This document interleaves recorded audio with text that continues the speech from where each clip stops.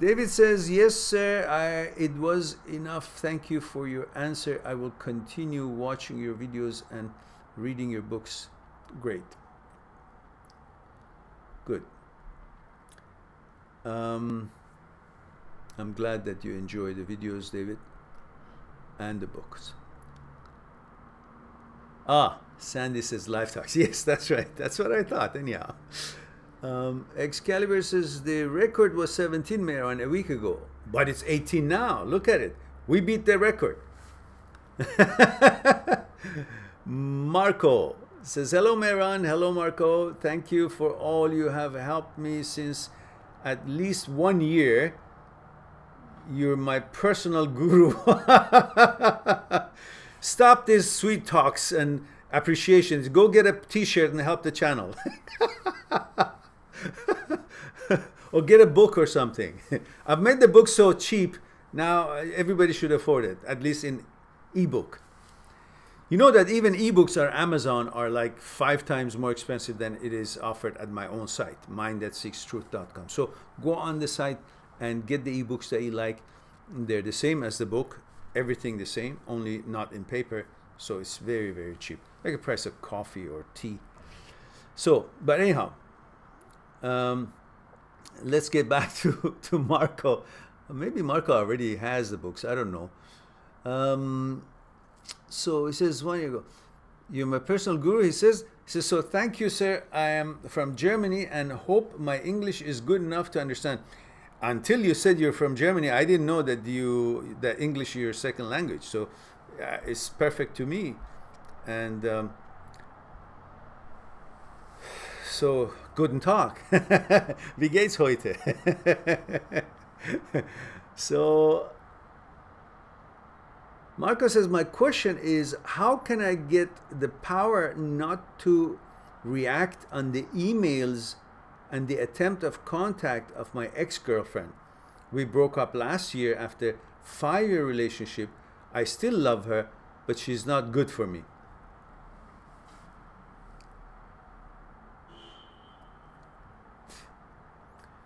So when you say, how can I get the power not to react to the emails? I mean, she writes you an email, she's not killing you, and she's not in front of you to expect anything. She's not into your life to stop your life. So why don't you treat her as what it is? It's an email. And if you don't want to respond, well, just respond very shortly. Whatever she says, I don't know what the content of the email, so I can't make a comment really directly to what the question is. But if it's something that it needs elaboration of response, you just respond shortly. Say, thank you for your email. I'm fine, thank you. Busy with my stuff. Hope you're having a great life, and all the best. And if you keep saying the same thing over and over, she'll eventually get it, because she's going to meet somebody anyhow.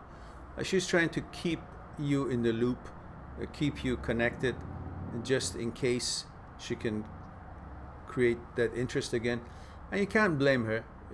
You know, she's trying for her own sake. She likes it, she likes you, and you still like her, so she knows it, and she's trying to patch it up. And when you say she's not good for you, again, I don't know the detail, so I can't make comment on that. But you say she's not good for you, well, that's how it is then.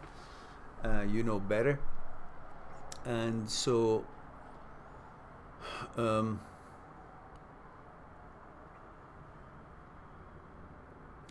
course, there's lots of memories and pictorials and connections in that 5-year relationship.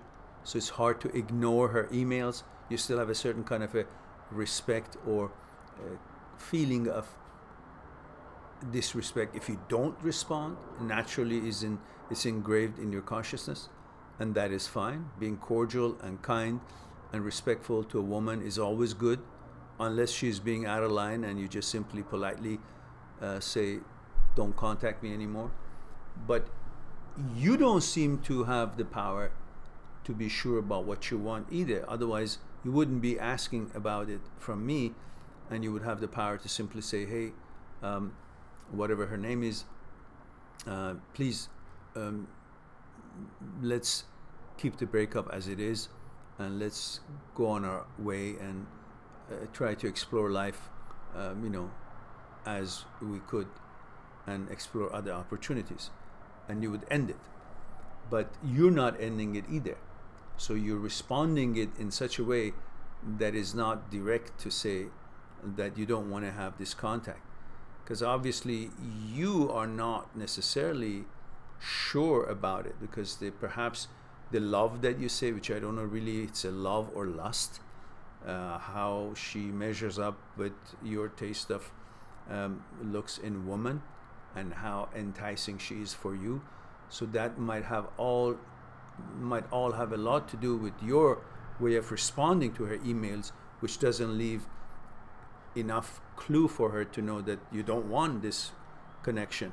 But she's trying, and she doesn't get direct clues from you not to continue, so she does. So how do you get the power? Is that you figure out, why is it that you think it's not good for you, she's not good for you? And if you write down the things that are good for you and things that are not good for you, the things that you benefit from that relationship and things that you think is detrimental and it's not positive for you being in that relationship, then you will have a decision. The reason you don't have the power is because you haven't made a decision, because you haven't made the comparison, and also because you haven't replaced her with somebody else in a new relationship. So you're also at fault a little bit. You're trying to keep her. Unconsciously, you're trying to not lose that possible relationship or intimacy or support that you can fall back on if you're not in a high mood. So you got to make a decision. If your reasons for breaking up was standing now as it did when you broke up, your reasons are solid. It's not based on ego or selfishness or whatnot. It's solid evidence for you that this is not going to work out. Whatever it is, I don't know. I don't have details here.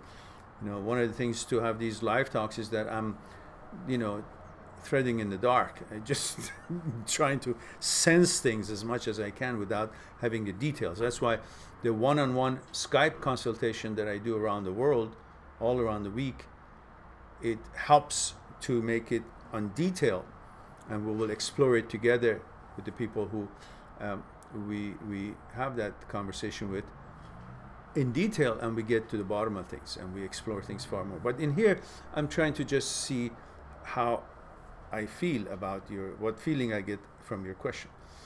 So if you consider really the reasons for your breakup, and if they're really solid and you still agree with them, then you will have to separate the reasons from the feelings you get from the intimacy with her.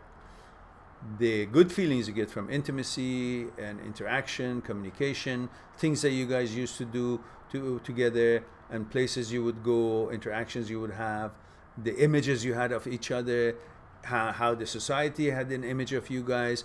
If you can separate all these things and you stay true to your reasons for breakup, then you'll be fine. But if you constantly think about the image you had together, how it felt, how people are looking at you now, how they looked at you then, all these will interfere with your decision, and you will think that you don't have the power.